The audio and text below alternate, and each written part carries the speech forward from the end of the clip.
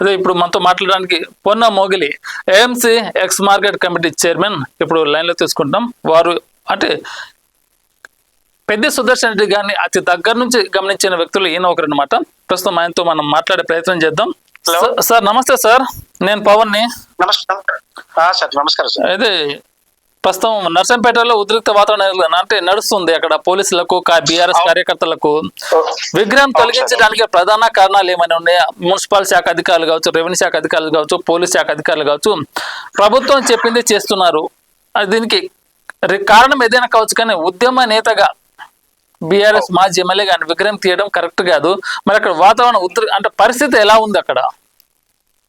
ఇక్కడ ఒక మలిదశ ఉద్యమంలో తెలంగాణ కోసం అహర్నిశలు కష్టపడి పనిచేసి 2018లో నర్సంపేట నియోజకవర్గానికి ఎమ్మెల్యేగా ఎన్నికై నర్సంపేట నియోజకవర్గాన్ని ఎంతో అభివృద్ధి చేసి అక్కడ ఉన్నటువంటి ఒక మెడికల్ కాలేజీకి 30 ఎకరాలు ఒక స్థలాన్ని స్వీకరించి దాత ద్వారా ఆ స్థలాన్ని డబ్బును సమీకరించి జిల్లాకు సంబంధించినటువంటి ఒక మెడికల్ కాలేజీని నర్సంపేటకి తీసుకొచ్చినటువంటి ఒక మహానేత అనుకోని విధంగా చనిపోతే అతని యొక్క ఆశయాల సాధన కోసం, గుర్తింపు కోసం నర్సంపేట మెడికల్ కాలేజీ ముందు ప్రైవేట్ స్థలంలో ఆయన యొక్క గుర్తింపుగా విగ్రహాన్ని పెట్టుకుంటే రాజకీయ కక్షతో ఈ రోజు ప్రభుత్వంలో ఉన్నటువంటి ఒక పెద్దలు, వారికి సహకరిస్తున్నటువంటి ఒక అధికారులు అందరూ కుట్ర పని ఈ రోజు వరంగల్ జిల్లాలో రేవంత్ రెడ్డి గారి యొక్క పర్యటన ఉన్నదనేటువంటి ఒక ఉద్దేశంతో ఆపి ఆ పర్యటన అయిపోయిన తర్వాత తీసేయడం చాలా దుర్మార్గమైనటువంటి చర్య.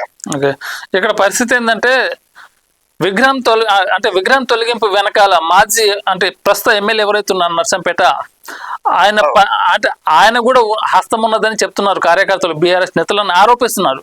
ఇది వాస్తవంగా ఇప్పుడున్నటువంటి ఒక స్థానిక శాసనసభ్యులు దొంతి మాధవరెడ్డి, అక్కడ ఉన్నటువంటి మున్సిపల్ చైర్మన్ గారి భర్త అయినటువంటి వాళ్ళు కావాలని అక్కడ ఒక పెద్ద సుదర్శన్ రెడ్డి గారి యొక్క చిహ్నం కనపడితే ఈ హాస్పిటల్ తీసుకొచ్చింది సుదర్శన్ రెడ్డి గారే, ఈ స్థలాన్ని సేకరించింది పెద్ద సుదర్శన్ రెడ్డి గారే అనేటువంటి ఒక తరతరాలకు గుర్తింపుగా ఉంటది.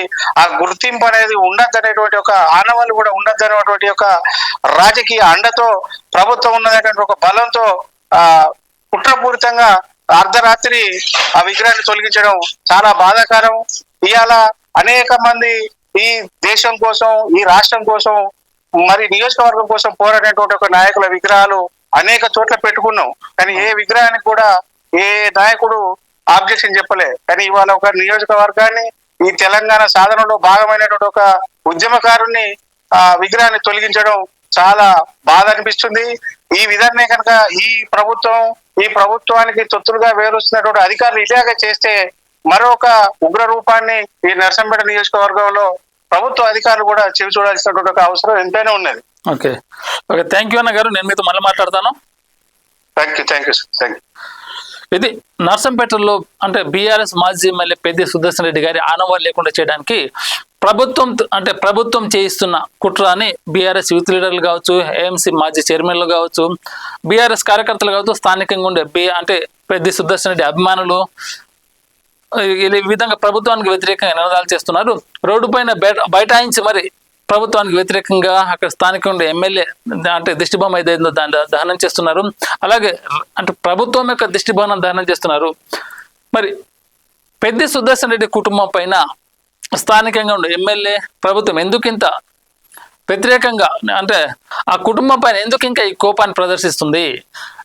మాజీ ఎమ్మెల్యే చనిపోయి ఇంకా నెల్లూరు కావట్లేదు అని విగ్రహం తొలగింపు వెనకాల ఖచ్చితంగా ప్రభుత్వం చేస్తున్న కుట్రగా ఇది బీఆర్ఎస్ నేతలు ఆరోపిస్తున్నారు. మరి ఆ కుటుంబానికి ఖచ్చితంగా అండగా ఉండాల్సిన టైం ప్రభుత్వం అనేది. ఎందుకంటే ఆయన బీఆర్ఎస్ మాజీ ఎమ్మెల్యే, వరంగల్కు పెద్దన్నగా పిలువబడుతున్నారు. అలాంటి కుటుంబానికి ప్రభుత్వం మద్దతుగా ఉంటే ప్రభుత్వానికి ప్రజా ఆదరణ అనేది పెరుగుతుంది. కానీ ఈ కరెక్ట్ అంటే సరైన సమయంలో ప్రభుత్వం చేస్తున్న కుట్ర వెనకాల అంటే ప్రభుత్వం చేస్తున్న కుట్ర అని అక్కడ పార్టీ నేతలు, బీఆర్ఎస్ కార్యకర్తలు ఆరోపిస్తున్నారు. ఖచ్చితంగా దీనికి పెద్ది సుదర్శన్ రెడ్డి గారి కుటుంబానికి ఏం జరిగినా కానీ ఖచ్చితంగా బాధ్యత ప్రభుత్వమే తీసుకోవాలని బీఆర్ఎస్ నేతలు ఆరోపిస్తున్నారు. లేటెస్ట్ అప్డేట్స్ కోసం మన నేటి ధాత్రి ఛానల్ని సబ్స్క్రైబ్ చేయండి. అలాగే మీకు నచ్చిన వీడియోని లైక్ చేసి, షేర్ చేసి, కామెంట్ చేయండి.